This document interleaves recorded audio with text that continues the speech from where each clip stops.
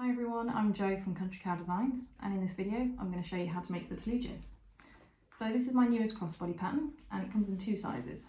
You've got the tall and the small. So when you print out your pattern, you'll notice that some of the pattern pieces have a dotted line running across the bottom. So you just use the full size for the tall and fold it up or cut it off, and use the shortened size for the small bag. This is a free pattern for my Facebook group members. So if you want to join my Facebook group, just click the link in the description and you will find the download link for it in the group. Alternatively, you can buy it for £2 from my Etsy shop. So a little bit about this pattern. There's two options in the written pattern for the external slip pocket. This option is the magnetic snap, which is a special half moon clasp from Emmeline bags. Alternatively, you can leave it completely open. And because it's using foam for the structure, this will be just fine without a magnetic snap. However, if you decide to swap out your foam for fleece, I definitely recommend adding a magnetic snap. So in this video, I'm actually going to use neither of those options, and instead I'm going to show you how to fit a standard magnetic snap, because I think that will probably be the most popular option for people. There's also an inner zipper pocket, and that features 6 card slots for you to use. So I hope you enjoy making this. If you've got any questions, please just put them in the comments below. Also, if you enjoy the video, do let me know. You can subscribe to my channel if you want to see other videos that I'm bringing out and other patterns.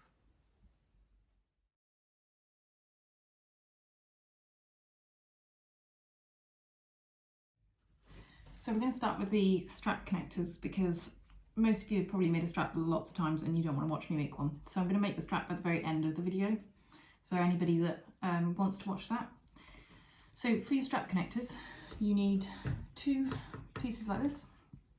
You need your 2 D-rings, a little bit of foam and a rivet for each one. So first things first, you need to draw a line down the centre like I have done on this one, and then you're going to fold and press both long edges toward that line. So what you'll end up with is a piece like this. So this should be 1 inch wide. And now you've got the option to top stitch down the edges or not. So I'm going to do that for mine. It really just depends whether you like the look of it or not.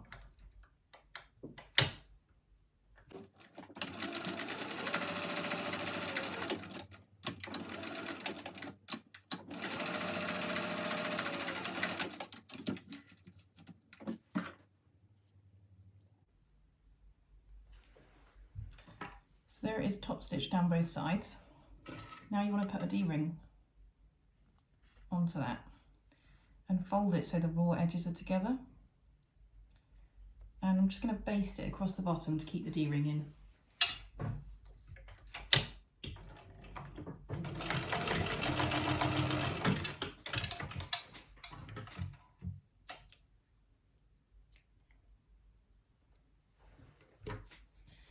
So we'll do the exact same thing with the other one, and then I will show you how to install the rivet.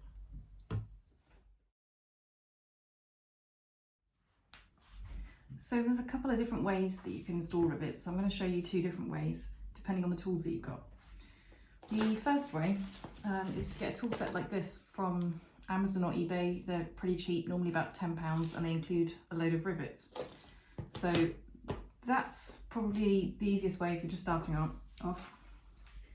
Now the way that you use this, you should have a hole punch, which has a little hole in the end. This tool, which has a curved end,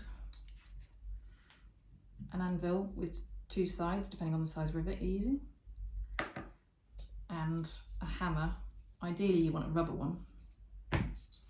So what we're going to do is we're just going to mark where we want the rivet on this strap anchor. So I want it just below the D-ring, so it holds my D-ring in place.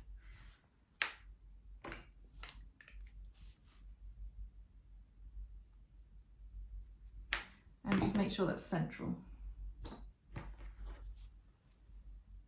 Hopefully you can just see that there. So it's central this way and it's just below my D-ring.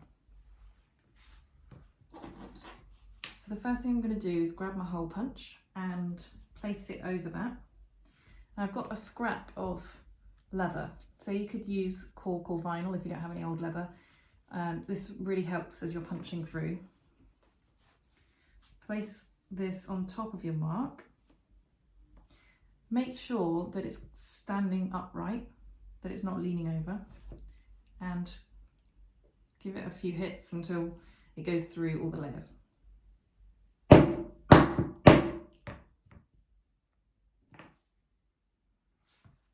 there you go, there's my nice hole. Now what I'm going to do is do the same to my little piece of foam. So you should have a piece of foam, or you can use fleece or Peltex, just whatever you've got lying around. I'm just going to make a hole in that as well. I could have done them at the same time, but I didn't. And we're going to place it into this. So I'm just going to sort of open it up a little bit, and I'm going to try and tuck it in.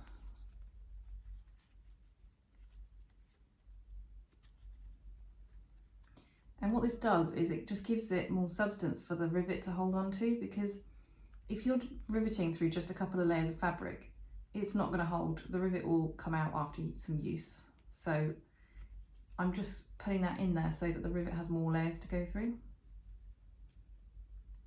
There we go. Now I've got my rivet post. I'm just going to push it through all those layers. And then you've got your rivet cap, and just click that on the end there.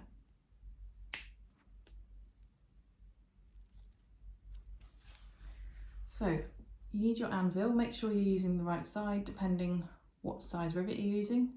8mm is the most common, I think, used in bag making. And you're going to place it so that the rivet sits in that little hole. Now we need this tool with the curved end, and make sure that the curved end is on this side of the rivet.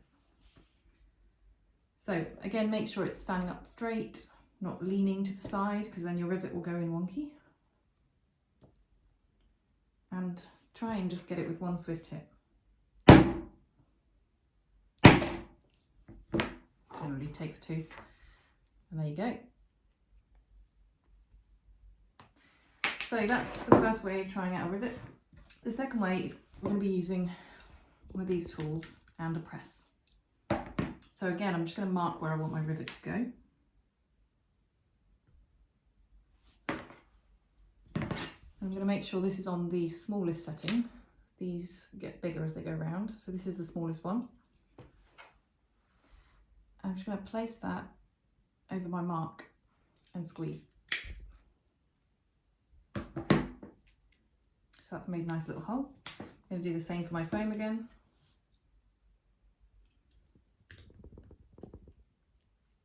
And I'll place my foam in there. I'm going to tuck it in to the fabric fold so it doesn't come out.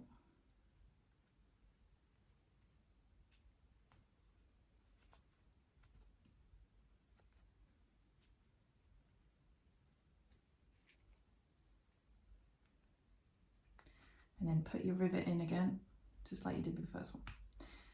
There you go. So I've got this press. Now, these are much easier to use, and your neighbours will prefer it because it's a lot quieter. The problem with these is that you need to have the right dies. Now these are the dies. So you get a set, and as you can see, it's for a certain size rivet. So if you're using different rivets, you need different sizes. Different presses take different size dies, as in this part. So I, for instance, bought this press from wish.com, but when I bought a die from a UK shop, it didn't fit. So you've got to make sure you buy the right dies. So it can get kind of costly, which is why the other way can be, it's a little bit more faff, but it's a lot cheaper and a lot simpler. So I need to get the right size dies for this rivet.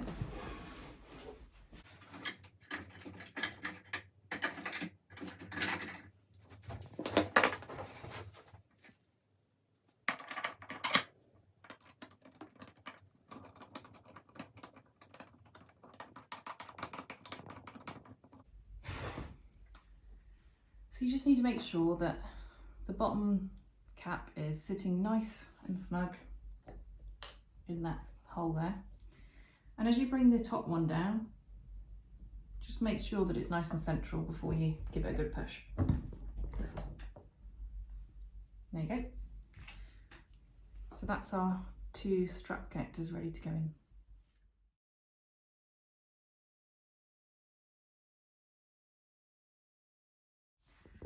For the exterior front, I've got all of my pieces set out. On the pattern, there's 2 options. You can have no magnetic snap at all, or you can have a half moon magnetic snap, which I wanted to do because I like, you know, the option to add a bit of bling. But I decided that in this tutorial, I'm just going to do a standard magnetic snap because I think there's a lot of people who would prefer to just use a standard one, and so I thought I'd give that option as well. So the first thing I'm going to do is grab the lining side of my pocket piece. And what I've done is I've measured 1¼ inches down. You might be able to see my little dot just there. So it's in the centre and it's 1¼ inches down. And that's where I'm going to fit my magnetic snap. So I'm going to place my washer, which is that little piece, on top of that dot, and then I'm going to mark the 2 side lines.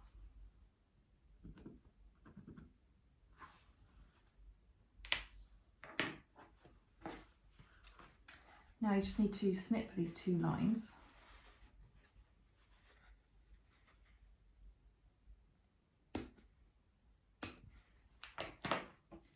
And I'd like to use a little bit of fray check on those snips, just to make sure it doesn't fray.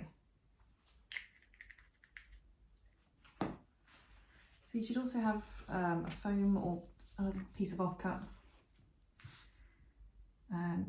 Just do the exact same thing with that.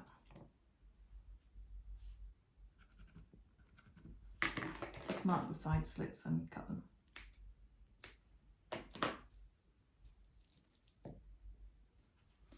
Then you want to get this piece, the male piece of your snap, and just put it through the slits and then put it through the foam, then place a washer on the back and fold your prongs back. Okay. Now we can put the pocket together. So this is my exterior pocket piece and this is my lining. I'm going to put them right sides together. And then I'm just going to clip them along the top.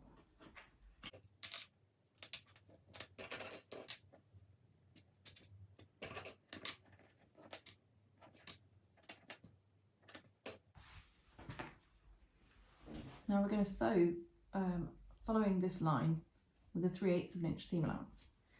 So I'll do that in just a minute, but first of all, we'll do this next piece as well. This is the bottom panel in lining fabric. So I'm going to place that right side up. And this is the exterior top panel. So I'm going to place these right sides together. I'm going to line them up. And just clip that together.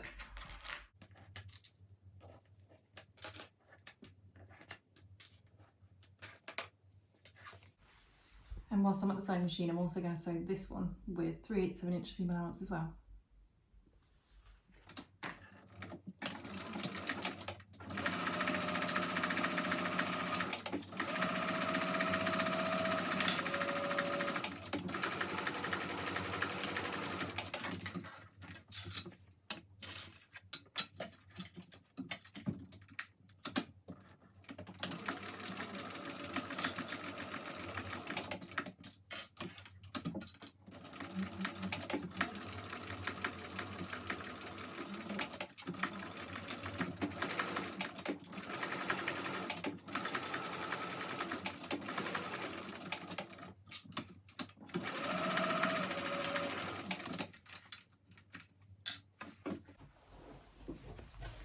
So now I'm going to take this over to the iron and press it, but before I do that, I'm just going to trim these corners here so that it turns with a nice neat finish. So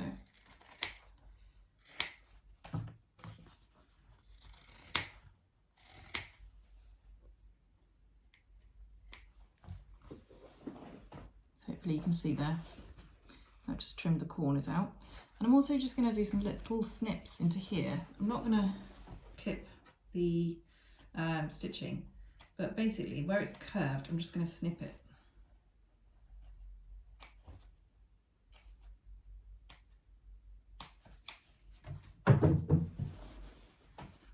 Like this, so that it turns with a nice neat finish. So I'm going to turn it over,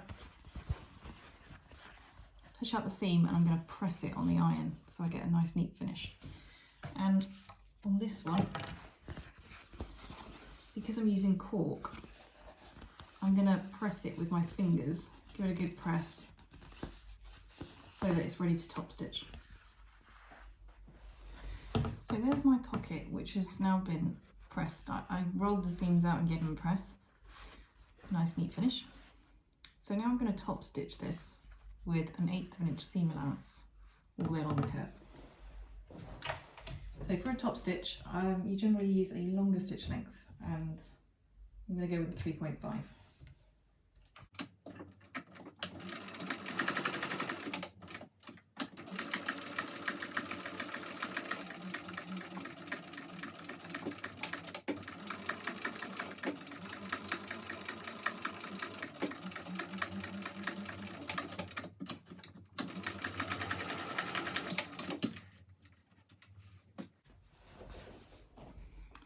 Just ignore the fact that my lining is a little bit bigger. I'm not very good at cutting, to be honest.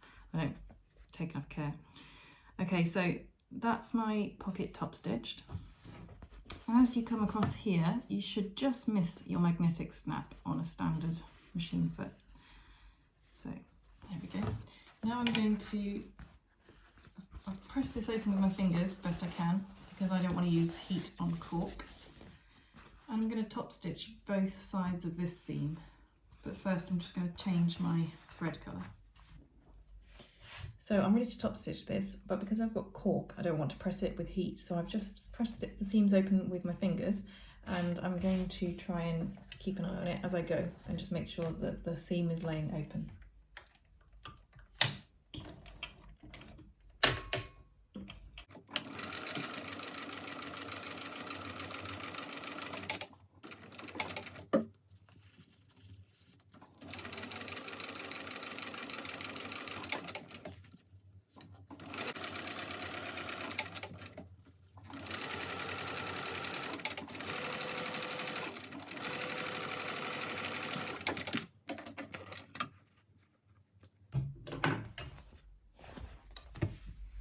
Now they're both top stitched, I'm going to put my pocket piece on top of this panel. So I'm just going to line it up. What we want is for the top of the pocket to be lined up with this seam here. So I'm going to line it all up.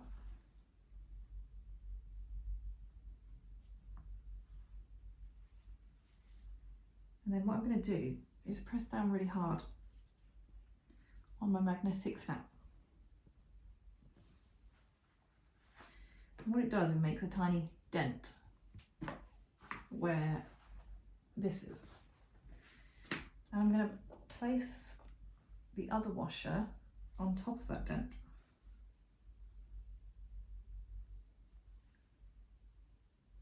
I'm going to mark both sides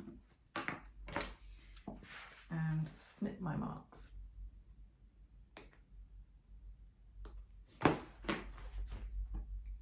Again, I'm going to use a bit of fray check. Do the same on another off-cut of foam.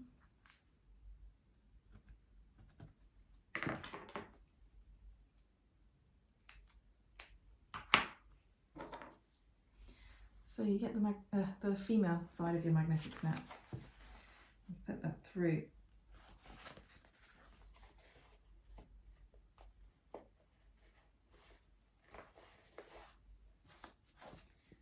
put it through your foam, add the washer,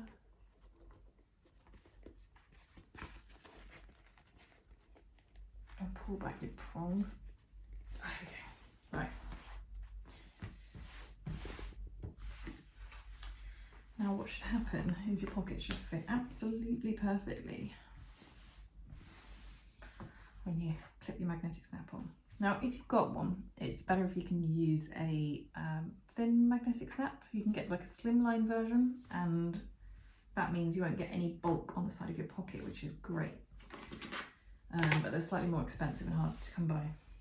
So now that we've done that, I'm just going to clip this into place because I want to baste down the sides and bottom of this pocket.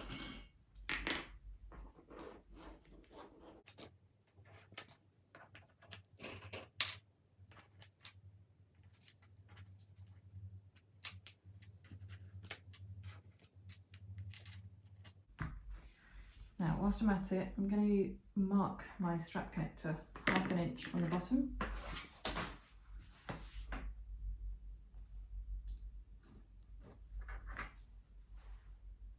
Like that. And I'm going to mark the top of this 1 1/4 inch in.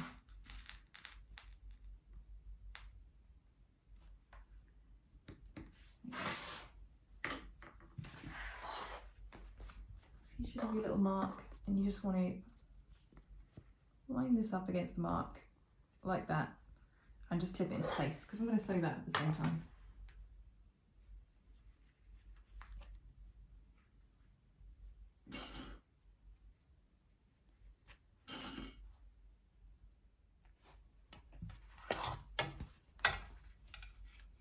So you just want to baste this pocket into place, but at the top of the pocket, just here, I'm just going to backstitch a little bit just to make sure this doesn't come up later on.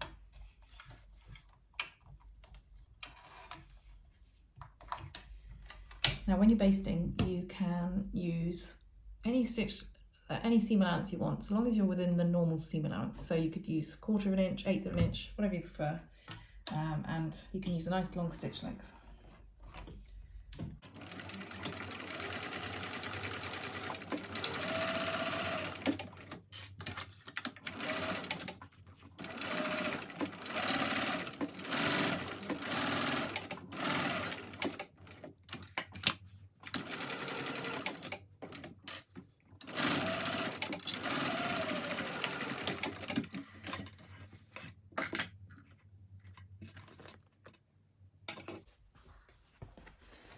Now we're just going to baste this into place too, just below the line.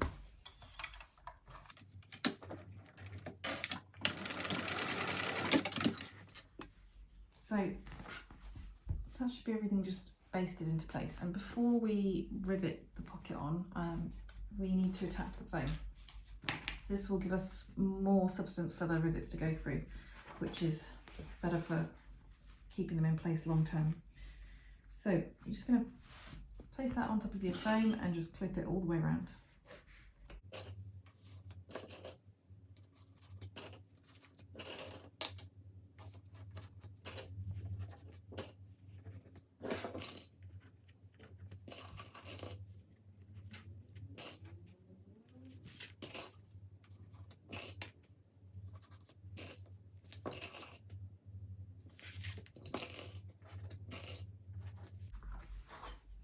Now we're going to baste all the way around with 1/8 inch, 1/4 inch seam allowance, whatever you prefer. Just make sure it's hidden when we do our 3/8 inch seam allowance later on.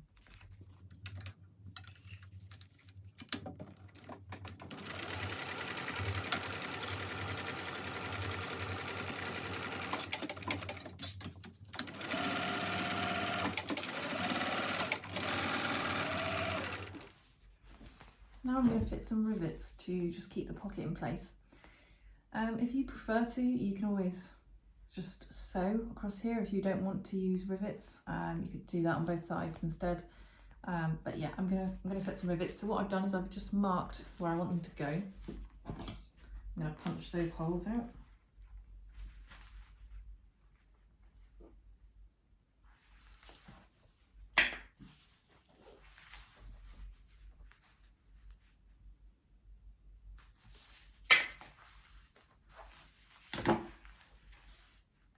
put my rivets through.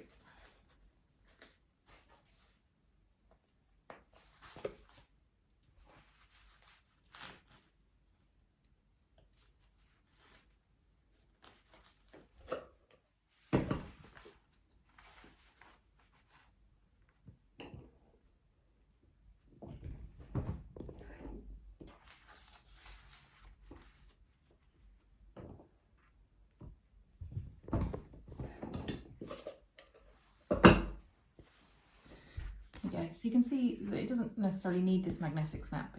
It would be fine without. The only time that you really need it is if you're not using foam. If you've decided to use fleece, then yeah, you probably would need a snap. Now I'm ready to do my exterior back. So I've got my bottom and my top panels, and I'm going to put them right sides together, and I'm going to clip them into this.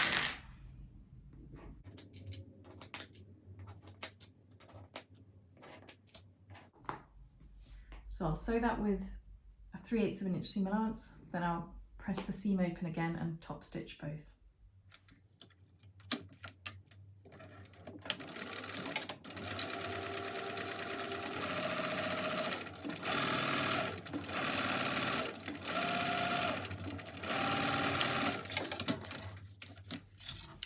So again, I've pressed my seams open by hand because I'm using cork. You can always glue the cork into place to keep the seams open before you top stitch, but it just seems like a bit too much hassle, so I'm just going to work it out as I go.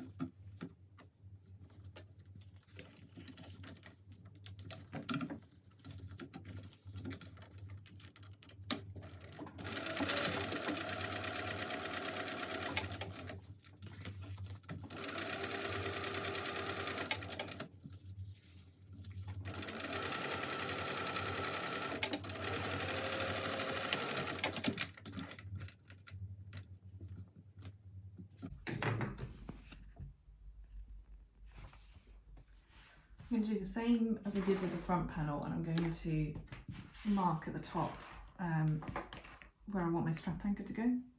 So it's 1 1/4 inches in. And then I'm marking my strap anchor 1/2 inch up.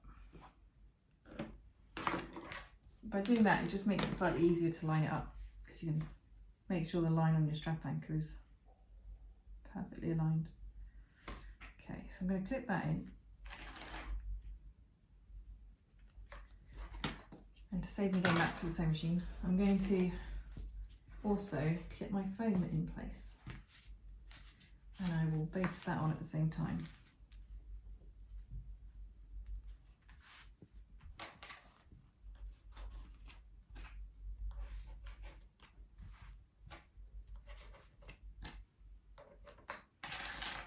My foam a bit too big, so I'm going to have to trim that down.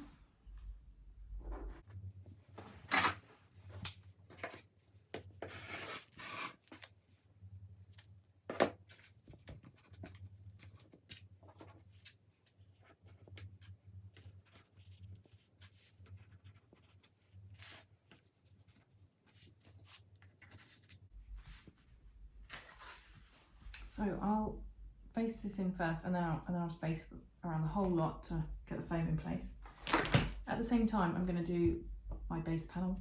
I haven't bothered cutting the corners out on my foam yet. I've just grabbed a piece of foam that was about the right size, and I've put that on top, so I'm just going to baste all the way around the external base.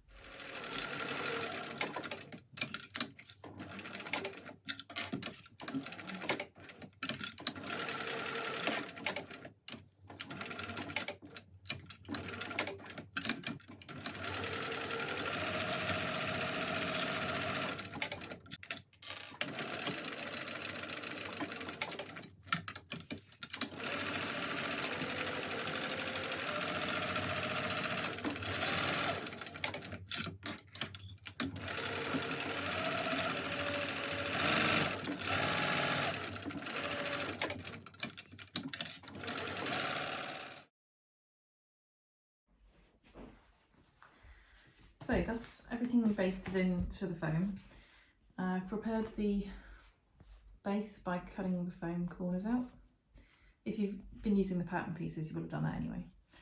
And then what I've done is I've marked the centres on every side of the base, and I've done the same at the bottom of both exterior panels. So now we can finally start assembling the exterior. What you need to do is match up these side joins perfectly, because you'll really notice it once the bag's constructed. So start off with those and just line them up.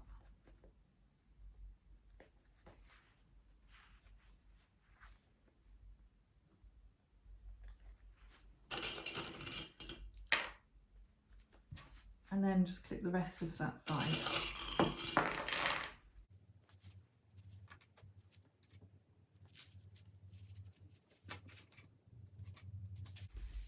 And you're going to do the same on this side, match those up.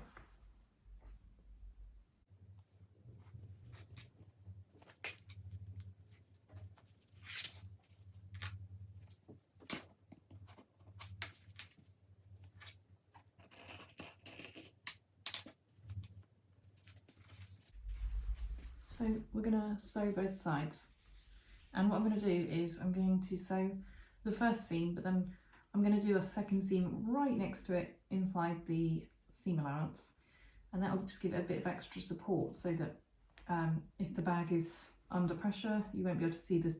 You won't be able to see the stitches sort of stretching out like you can sometimes.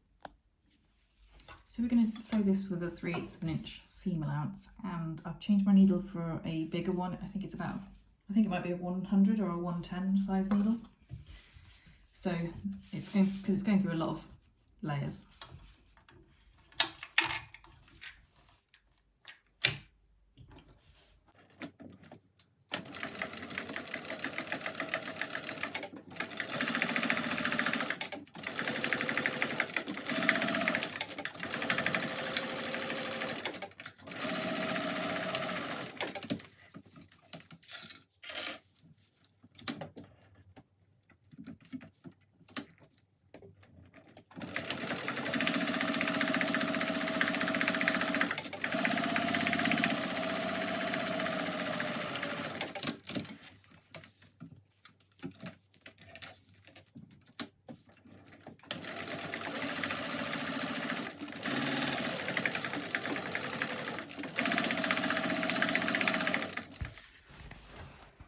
So you can see there that I've got two lines really close to each other, and I've done that on both sides.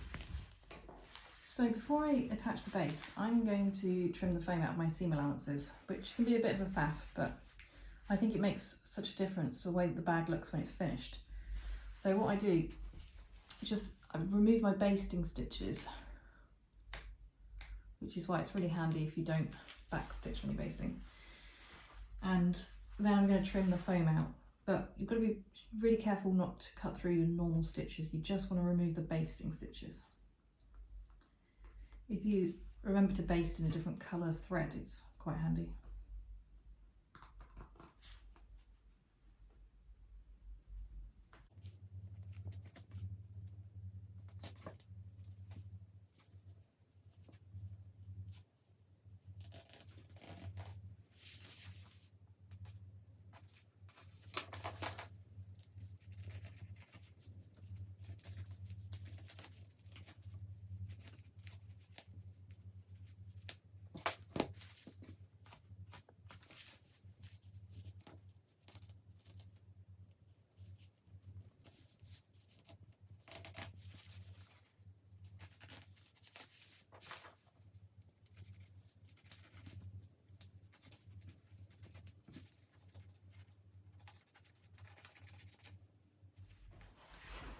That's all my foam cut out of the seams, so now I can attach my base. You've got your centre marks on your base and on your panels, and you need to put the base right sides together with one of the panels and match up those marks. So I'll just do that, and then just clip that into place.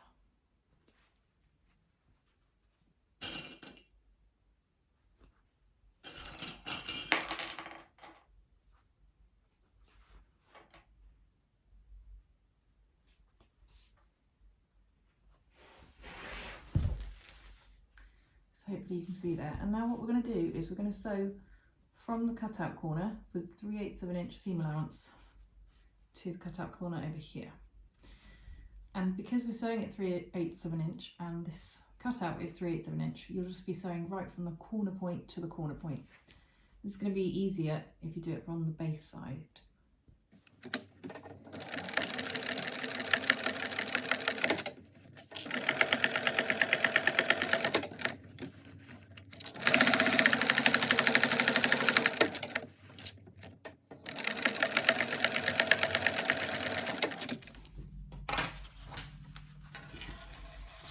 Now we've done that side, we're going to pull the base up to meet this side, and again you're going to find your centre marks and clip it into place.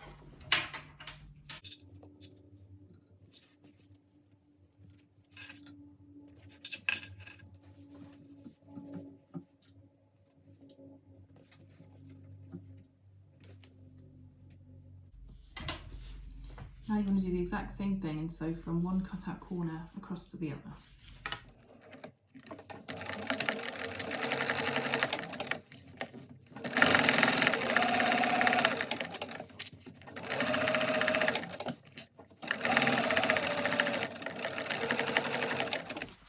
So now what we need to do is snip in to the base so that we can attach the side seams.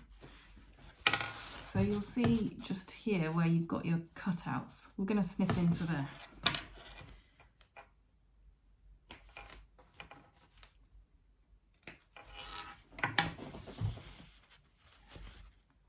So we're just snipping right up to the corner there, and you're going to do that on all of the sides. So where your stitching ends in that corner, you're snipping up to there.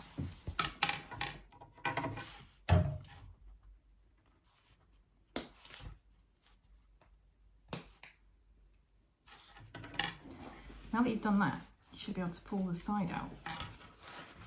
And you should be able to match your centre mark to the side seam, and you can click that into place. And if you cut everything right, the base will line up perfectly with the sides. So for stitching this, I generally do it from the exterior side, not from the base. You just squash it down so that you can sew it nice and easily.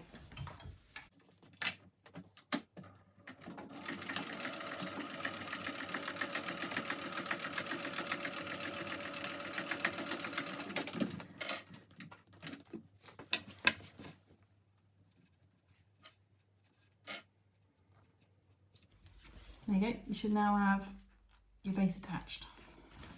So just pull it all out and check your seams.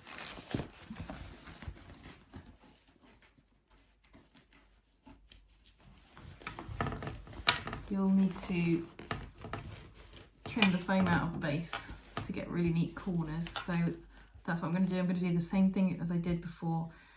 Pull out my basting stitches, trim out the foam, and then I'm going to give this a good push with maybe a chopstick or something to get the corners out. So there you go, I've trimmed out my foam and I've turned my exterior right side out. And I'm really happy with it, I think it looks pretty cool. So I actually prefer the tall version, but yeah, I just think that looks really nice with this Alison glass fabric. You can't really fail, can you? So now we can move on to start constructing our lining. Now we're going to make a start on the lining. So you need one of your main lining panels. Now the top is slightly wider than the bottom because that's just the way linings should be really. Because it needs to match at the top when you're top stitching, but you want the rest of the lining to be smaller so that it fits neatly into your bag. So if you find the top and you need to measure 2¼ inches down. So what I've done, I've just drawn a line across here with my heat erasable pen. It's just going to make it easier to make sure that my zip facing is straight. Then I've drawn the diagram from the pattern onto my zip facing. We're going to put the right sides together, so line it up. What you can also do is fold both of them in the centre so you can find your centres.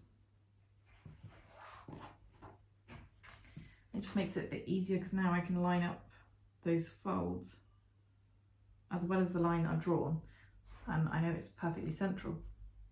So pin that into place.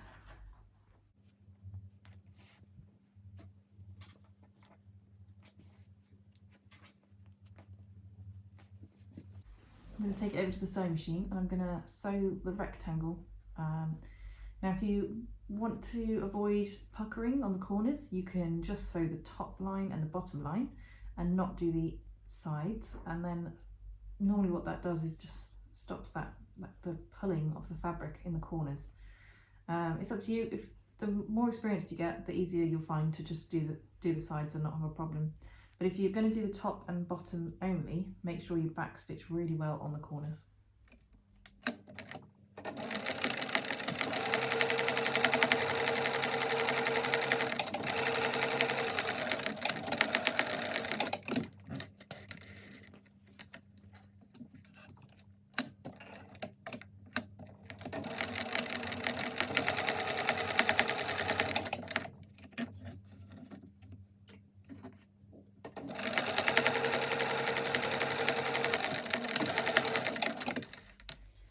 So I've sewed the top line and the bottom line, I've left the sides, and now I'm going to cut along this centre line and both of the triangles. As you cut the triangles, be careful not to cut your stitches, but at the same time you want to cut right up to the stitches.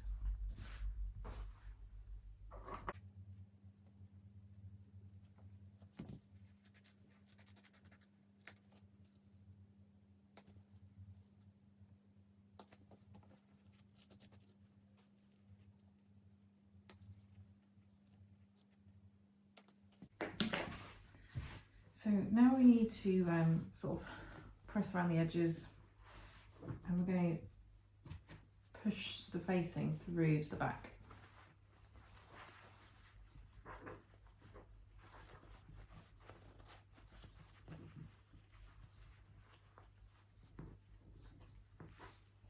So if you roll the seams between your fingers, you'll be able to get a nice clean edge, and then once you've done that, you just need to press it from both sides so that you have a lovely square box.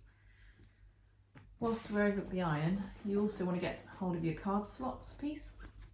So on the back you should have lines drawn which are detailed on the pattern piece.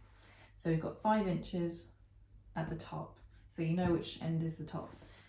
And what we're going to do is we're going to press it on each line. So I've only drawn on the back, but you can draw the lines on the front as well if you like. Just bear in mind that as you draw each line, you need to make sure that your measurement includes the line, because otherwise when you get to the bottom, you're not going to have quite as much at the bottom as you should have. But there's a little bit of leeway in the pattern, so don't worry too much about it. Now what you want to do first of all, on that first 5-inch line, is fold it right sides together. And then you're going to press it on that line.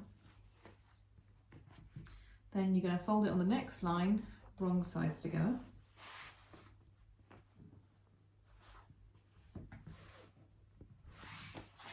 And you're going to keep doing that all the way down until you've got card slots. So take that over to the iron and press it at the same time as your zip facing. So that's what you should be left with when you press both sides. Now you might notice my box is very slightly bigger than what's in the pattern because I'm having to use a number 5 size zip. Normally in a lining you would use a number 3 size, but I didn't have any that matched, so I've just made it slightly bigger. Right, whilst I was at the iron, I pressed my card slots into place. So what we're going to do is top stitch each of these, so each of the folds. So you have to pull it away from the rest, top stitch it, next one and next one. That way you're just top stitching the pocket edge and you're not going to stitch through everything.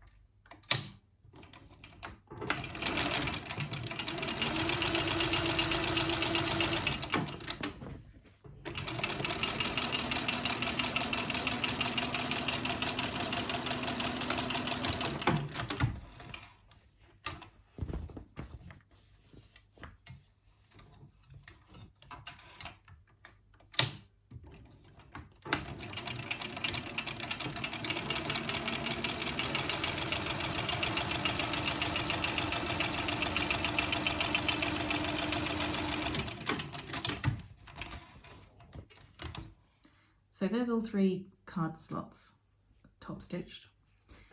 Next we're going to baste the sides to make sure that the pockets are held in place. So I'm going to baste from the bottom to the top, just loosely, don't need to bother back stitching, and just on a longer stitch length you've got.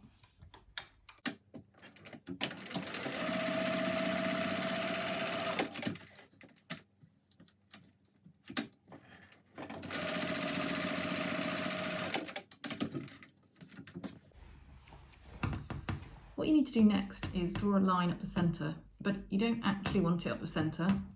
Find your centre and then draw a line 1/8 of an inch to the left.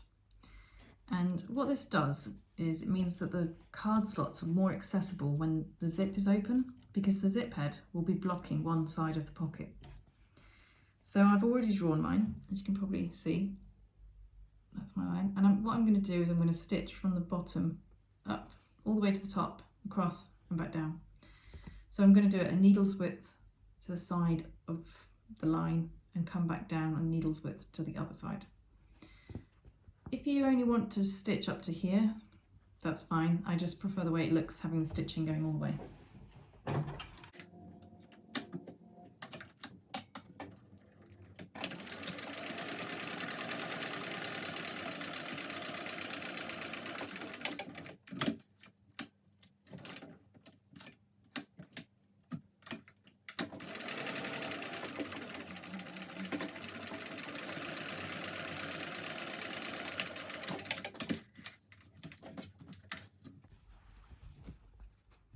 Hopefully you can see that there. What I've also done is already drawn the other lines.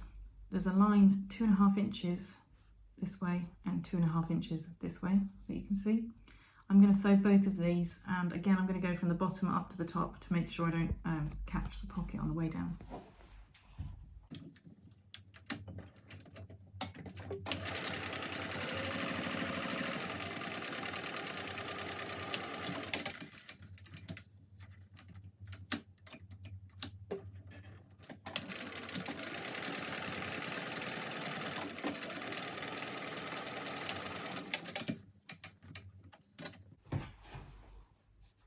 You can see that. What I'm going to do next is just take this over to the iron and remove all these lines. So there's your card slots all sewn up. At this point your card slot piece should be 7.5 inches wide, and it'll be about 6.5 inches tall, but it does depend on the thickness of the fabric you're using and the folding, and it seems to come out very slightly different each time, so don't worry too much because we can trim the next section if we need to. Now, lay that right side up, and you'll need your zip, also right side up on top. You'll probably notice if you see my other videos that I always cut my zip a little bit too long. It's just because it means I can have the head hanging off the side and not worry about sewing past it. So what you need to do is lay that right side up and clip it into place, and we're going to sew with 1/4 inch seam allowance, which is basically as close as you can get to the zip whilst maintaining a nice neat line. So a lot of people prefer to use a zipper foot on their machine when they're doing this, but my machine lets me move the needle to different positions. So for me, I'm just going to leave my standard foot on. I'm going to move the needle to the far left, and I'm going to sew that on now.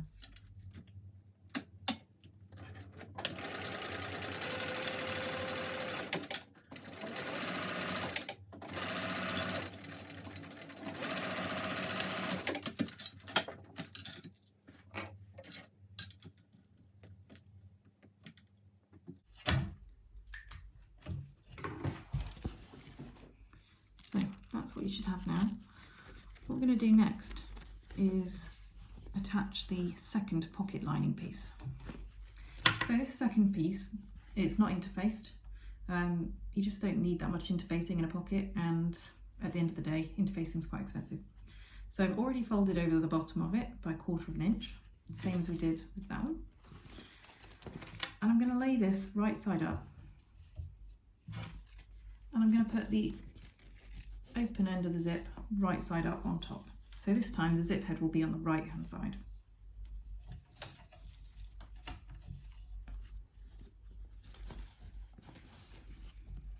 So it's going to be like this. And what you need to make sure of is that the two pocket pieces line up down the sides like this, nice and neat.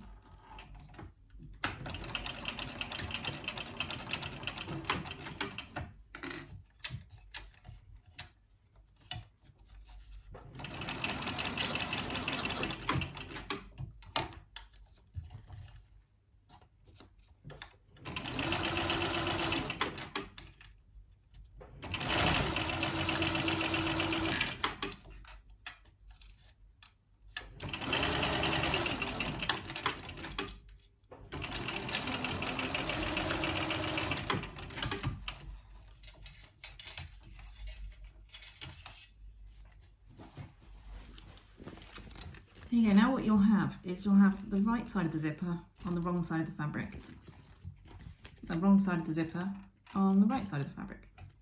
So I'm just going to take this over to the iron and I'm going to press it so that the zip lies flat. So I'm just going to press it on both sides, and if you've got a metal zip, just be careful because it'll get really hot. Now we want to fit the zip pocket, so I've flattened that out, given it a press, and I'm going to use a bit of glue to hold my zip in place, because what we're going to do is stitch it into place, but it's a lot easier if you glue it or use double-sided tape just beforehand.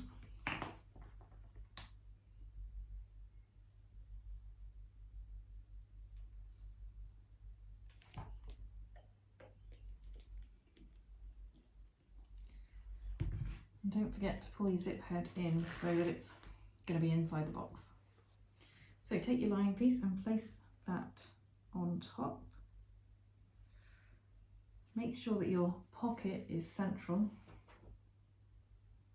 If you've still got a fold in your lining, you can see that it's roughly central with your card slots.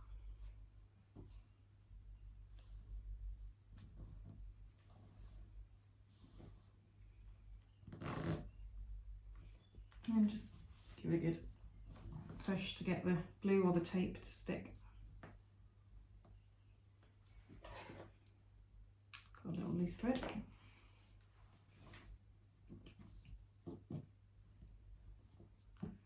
And you just want to make sure that zip's nice and straight. What I'm now going to do is I'm going to stitch around the whole box with 1/8 of an inch seam allowance, and when I get to where the zip head is, I leave my needle in, lift up the presser foot and shimmy the zip underneath.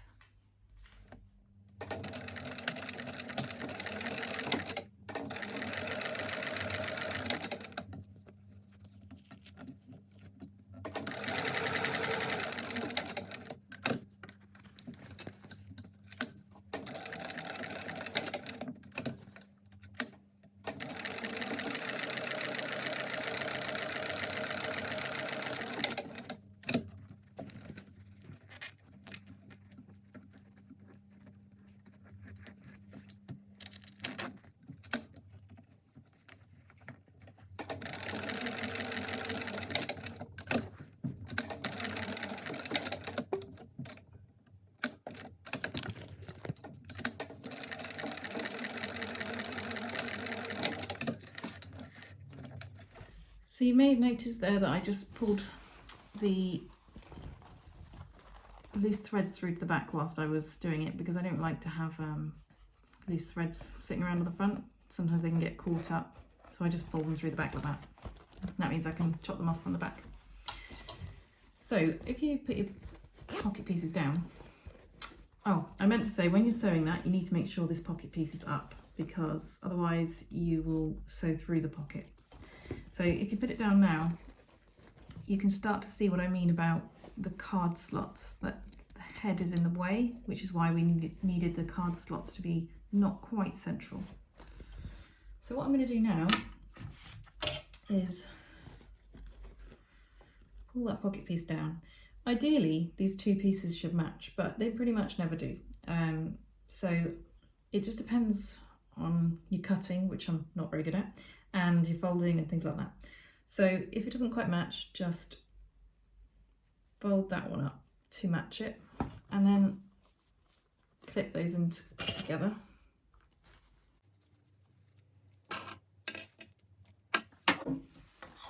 And then what I'm going to do is I'm going to clip down the sides so that I can sew those.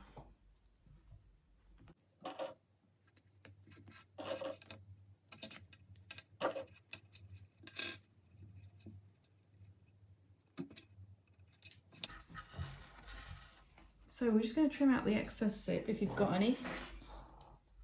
You just don't want it getting into your bag seam allowance.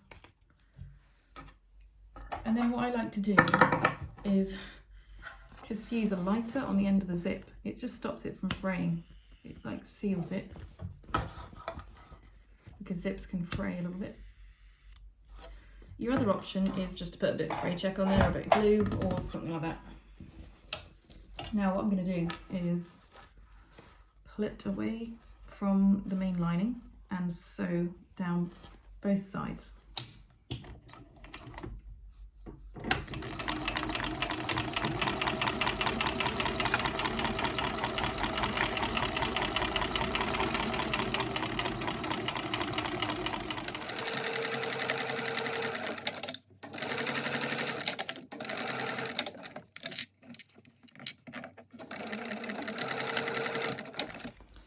And when you're sewing the bottom, you want to back stitch really well, because later on we're going to turn the bag through this gap and we don't want to get any stitches splitting just there when we're putting pressure on them. To assemble the lining, you should have your base, one piece without any pockets, and your zip pocket. You're also going to need 2 little scraps of foam, Peltex or fleece, whatever you got, and a magnetic snap. So what you want to do is mark out your magnetic snaps on both panels.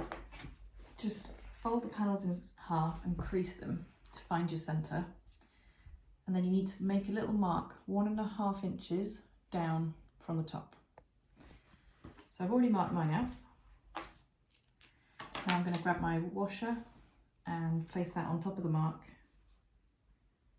and mark the 2 side lines. I'm going to do the same thing on the other panel. Make sure you're marking down from the top, which is the widest part. So we're just going to repeat what we did earlier with the other magnetic snap. Cut those slits, treat them with fray check, and then I'm going to cut the same slits on my foam offcuts.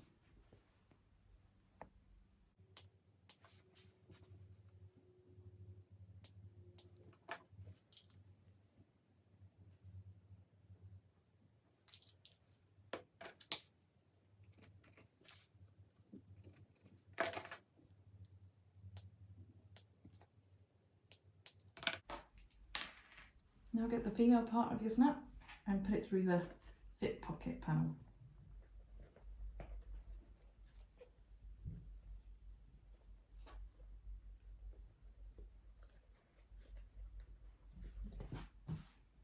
And then your male side is going to go through the other panel.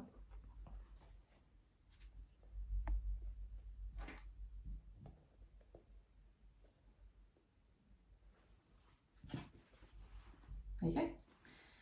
So before we put these together, you want to mark the centres on the bottom of each panel, because that's going to make it a lot easier to install the base.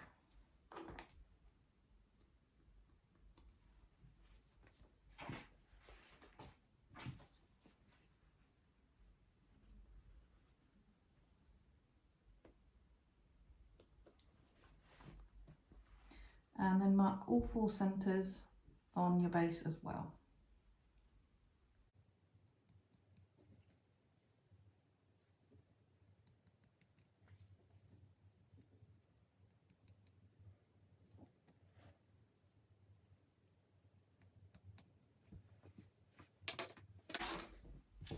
So what we're going to do now is clip these 2 panels together. So just connect your magnetic snap and clip them down both sides.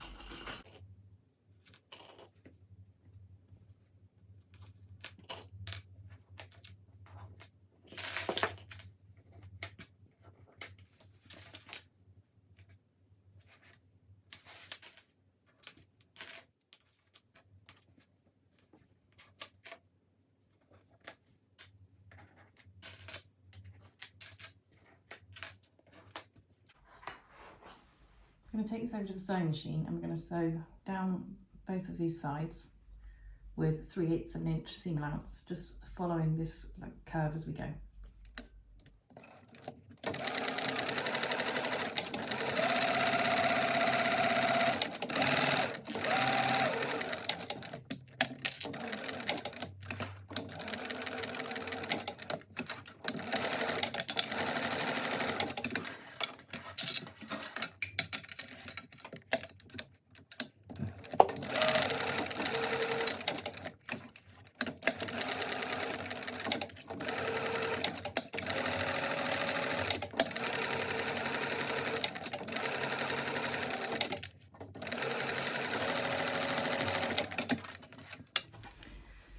So that's got both sides sewn, and what we're going to do now is just snip again into the curve to make sure that it sits nice and neat. So don't clip your stitching, you just want to go along the curve.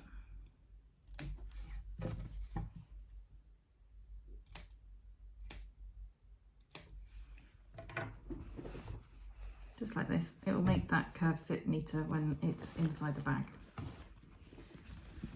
So the next thing to do is to attach a base.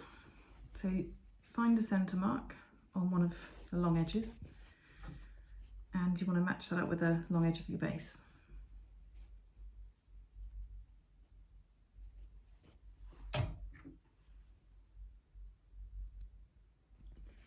And just like we did with the exterior, we're going right sides together.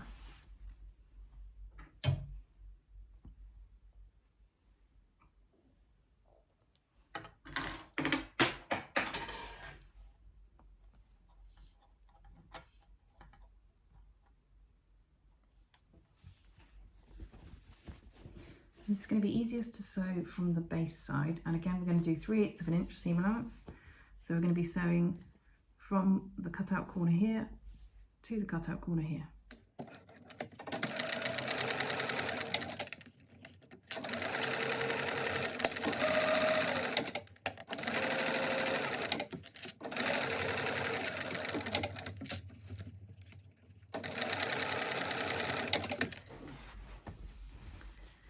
So that's one side attached. Now you want to pull that up and match your centre marks to the other side.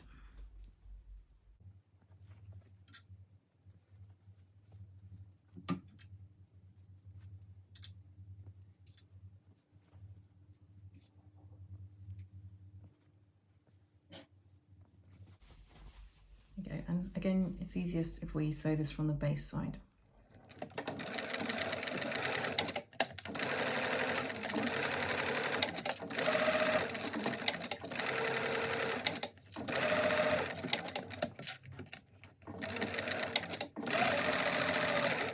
There you go, you've got the base attached now on both of the long sides. So we're going to snip again into these corners so that we can attach the side, because at the moment you're not going to be able to sew that into place.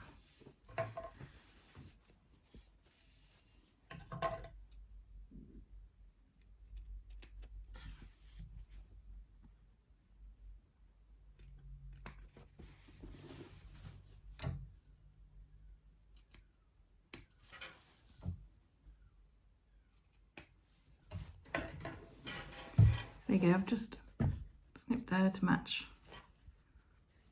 right up to where the seam is. And now you should be able to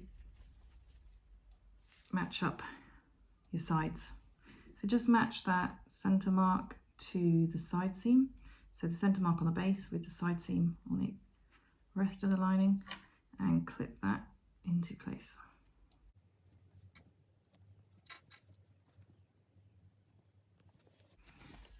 And then we're just going to sew this again. It's probably easiest if we do it from this side, because we can make sure that we keep the seam open as we sew it with a 3/8 of an inch seam allowance.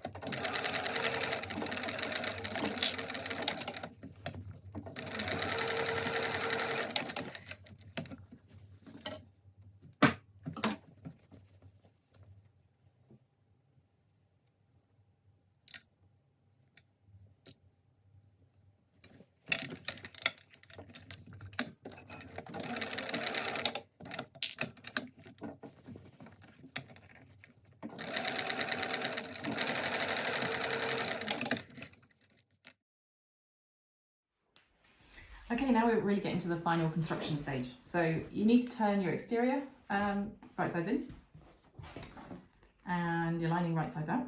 And what I've done is I've pressed all of the lining seams just to make sure that it looks neater.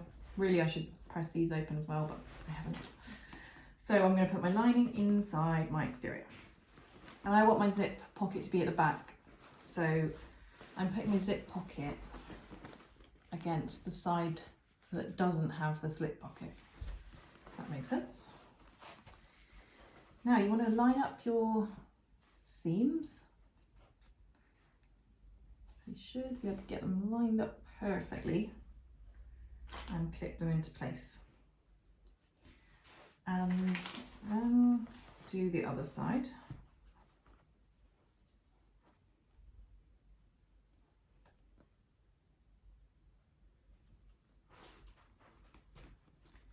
Okay, and you just want to kind of check first of all that your lining fits. It should fit the first time, but you know, if you've used the wrong seam allowance somewhere or something, then it won't. Now make sure that your D-rings are pointing down into the bag because you do not want to sew through those. And we just need to clip the whole way around now, making sure that it's all lined up perfectly.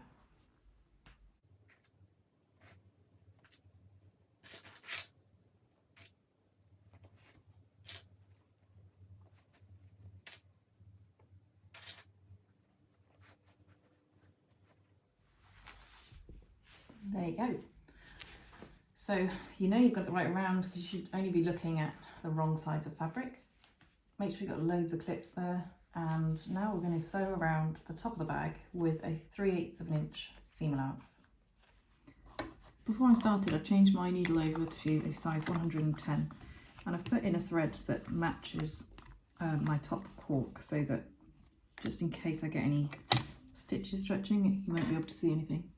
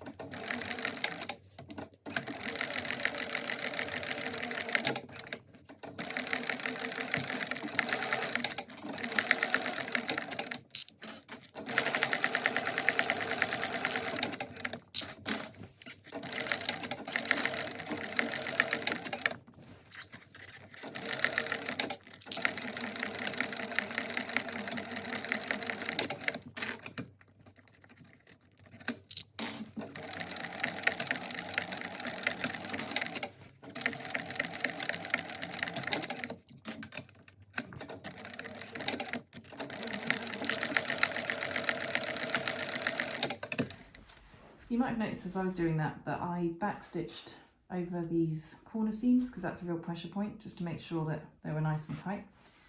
And I also backstitched a bit around my D-rings, and as I got to those I used my hump jumper to make sure that I didn't skip any stitches. So now what I'm going to do is trim the foam out of the seam allowance again so that we get a nice neat finish, and also it means less foam to top stitch through. So first of all you want to remove your basting stitches and then you can just trim the foam out. Make sure you don't remove your main stitches as you do this.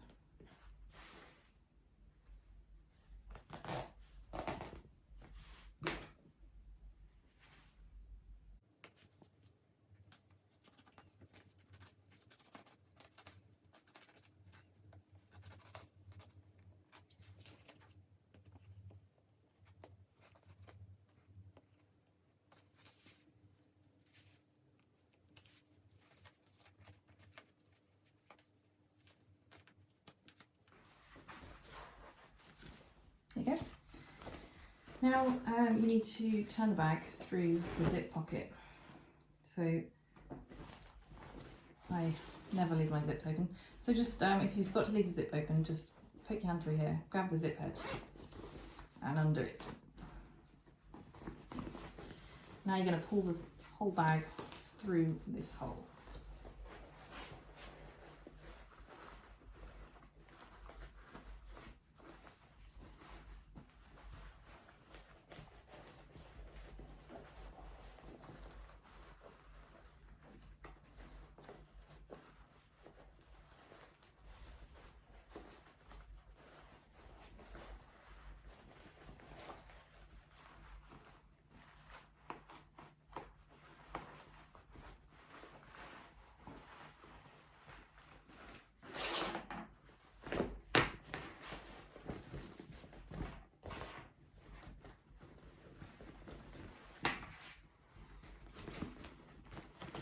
Okay, now put your hand back through, and you just want to spend a bit of time poking out your corners. You can use a chopstick or something if you like.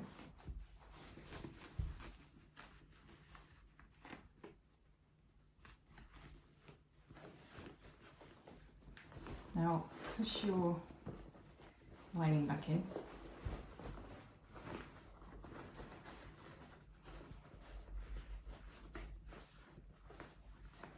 What we're going to do is stitch this pocket lining closed. So this is where it's handy that you've folded up and pressed the edges, because it means you just get a really neat edge. So just match up the pocket pieces and clip them into place.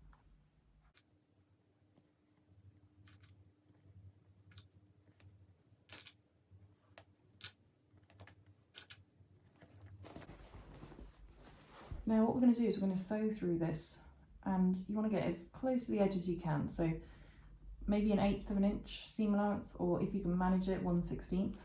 But you just want to make sure that you clip the edge. It's going to be on show, but it's going to be hidden in a pocket.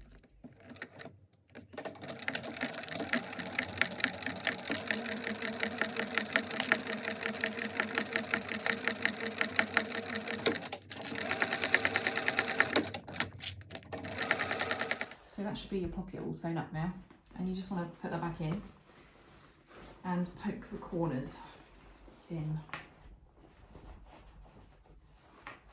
There you go.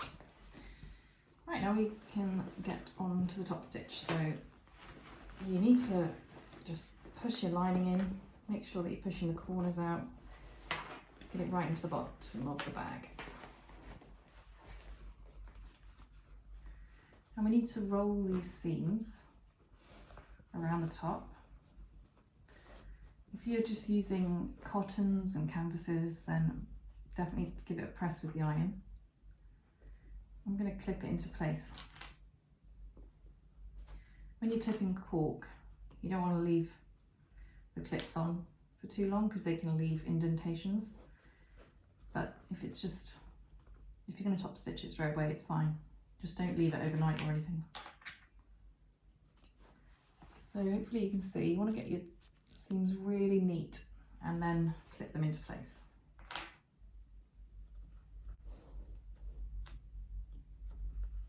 And you're going to find these seams on the corner are a lot thicker than everywhere else. And this is why I've set the D-rings in a little bit, because if you add the D-rings on the side as well, it's a lot to sew through.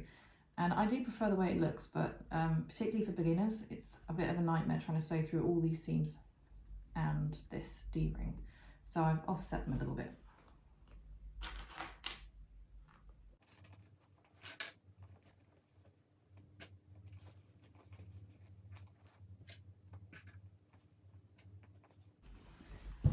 There you go. That's now ready for a top stitch. If you are using a really thick material and you have a really thick side seam, then what you can do is hammer it into place. Just give it a good hammer to really squash it down and make it easier to sew through.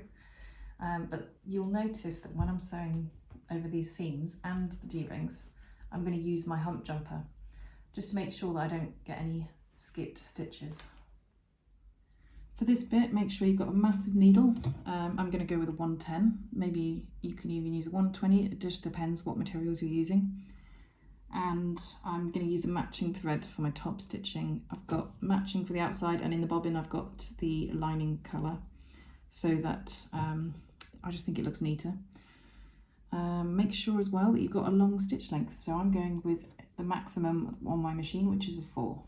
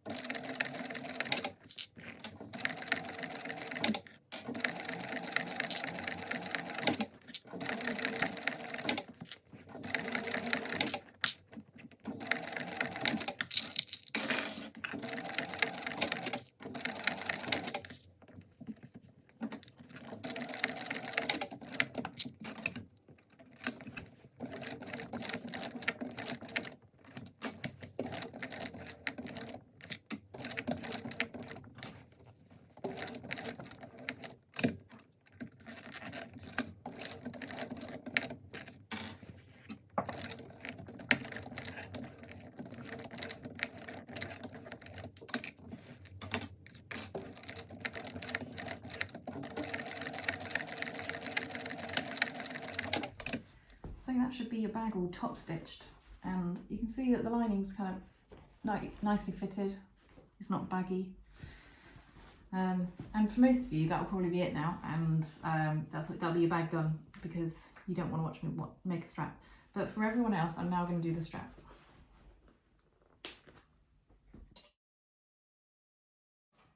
So what you should have for your double-sided strap is 2 pieces of cotton or canvas and 2 pieces of cork or whatever else you're using. Now if you're using just cotton and canvas for the whole bag, then what you should have is 2 sets of 2 different fabrics.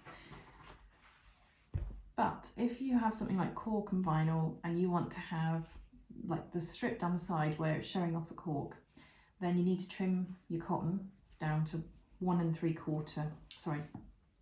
and 3/4 inches. No, 1 3/4 inches.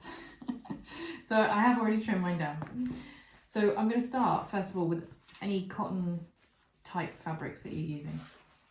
And what you need to do is place it right side up, place the next piece right side down. You're going to match that up on the end and clip it into place. So we've got these right sides together, and now we're going to draw a diagonal line to meet from this join here to the join that you can't quite see underneath.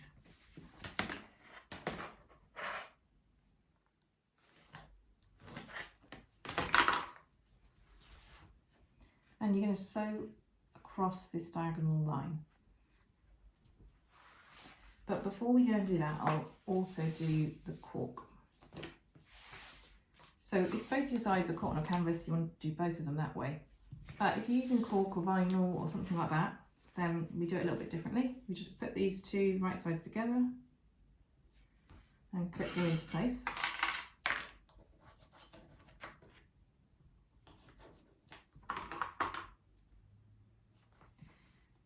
And what we're going to do instead is sew a straight line across the end, and then we're going to fold it out and stitch both sides of the line.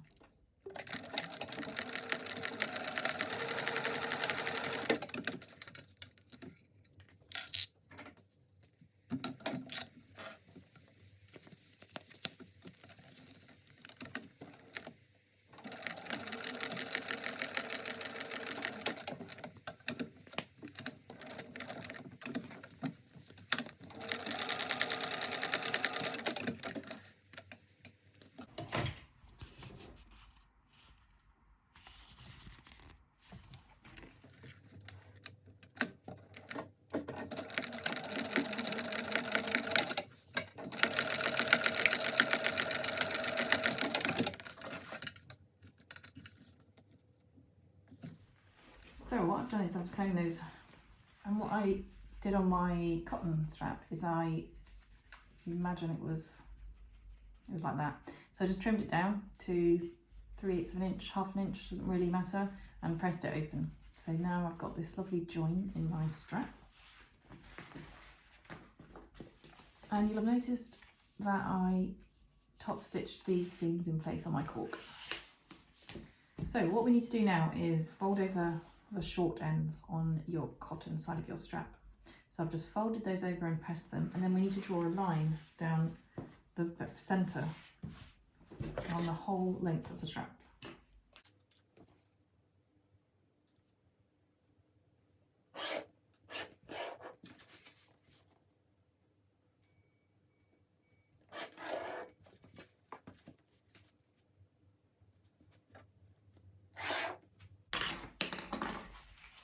I've already done the same thing on my cork. Now for the cork, I'm going to leave the end raw because it really isn't going to ever be seen. It doesn't make a difference. It's not like cotton where it's going to fray. What I will do is just treat it with a lighter quickly, just like we do for a zip. It will just seal those ends and get rid of any little fluffy bits. So you can fold it over if you want to and then fold, but what you're going to end up with is loads of layers when you're trying to attach your strap. So I'm going to leave those raw, and what I'm going to do is fold the ends into that centre line all the way down the length of the strap. I'm going to glue it into place and clip it, and then I'm going to do the exact same thing on my cotton. I'm going to fold both of the sides in all the way down, but I'm just going to press that with an iron instead.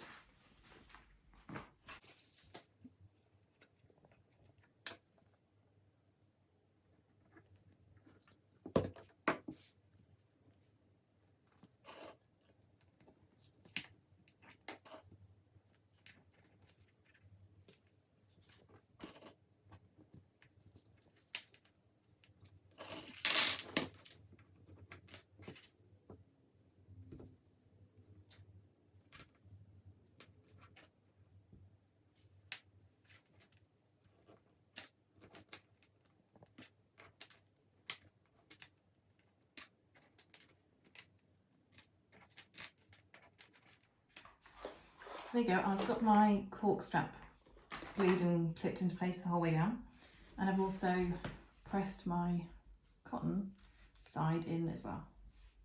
So the cotton side has no raw ends, but the cork does.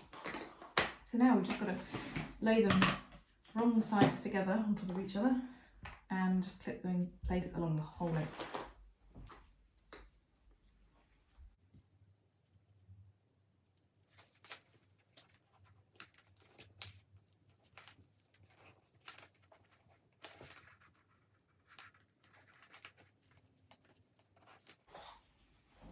What you should have is, if you trim this down to 1 3/4 inches, this is, then you'll have this little line down each side where the cork's showing. So just make sure that as you're clipping it, it's nice and central.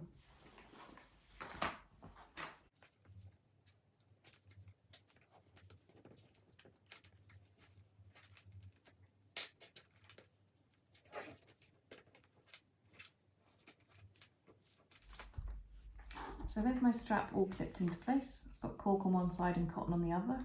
Because I've opted to have a smaller cotton, I've got this little line down each side where my cork is showing. So now I'm going to top stitch that, and I'm going to do an 1/8 of an inch seam allowance all the way around on the purple side, on the cotton side, and I'm going to use a long stitch length, probably about 3.5 on my machine.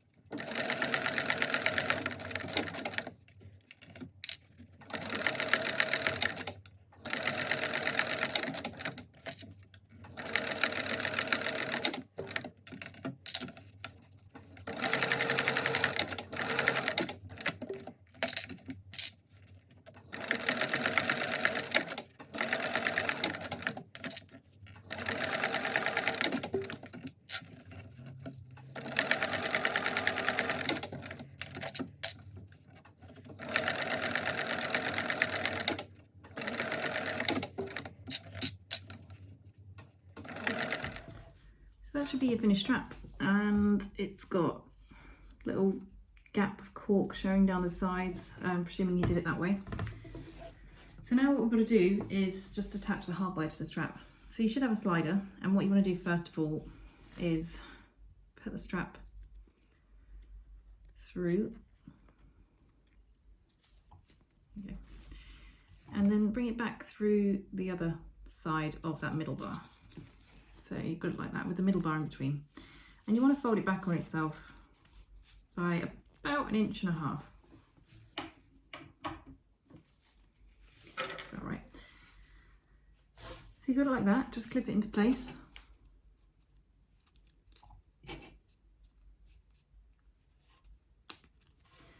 And now what you want to do is sew a box around here and an X. And to get up here, you're probably going to want to use a zipper foot or something like that. But what I'm actually going to do is, because I'm having rivets, I'm just going to put a line of stitching down the bottom, and then I'm going to put my rivets in for the extra strength.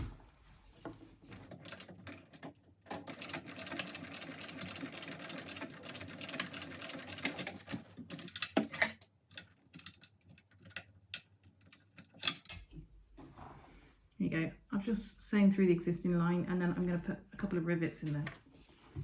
Right, there are my rivets. Now what I'm going to do is take the open end and put it through a swivel clasp. Bring that back and put it through the slider.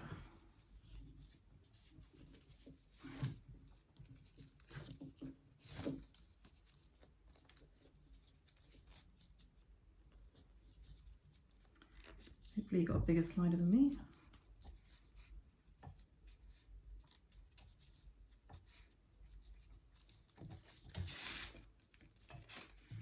This one's going to be a snug fit.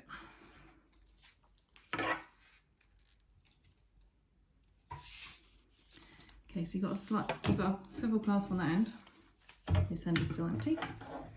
And what you're going to do is pop that one on there.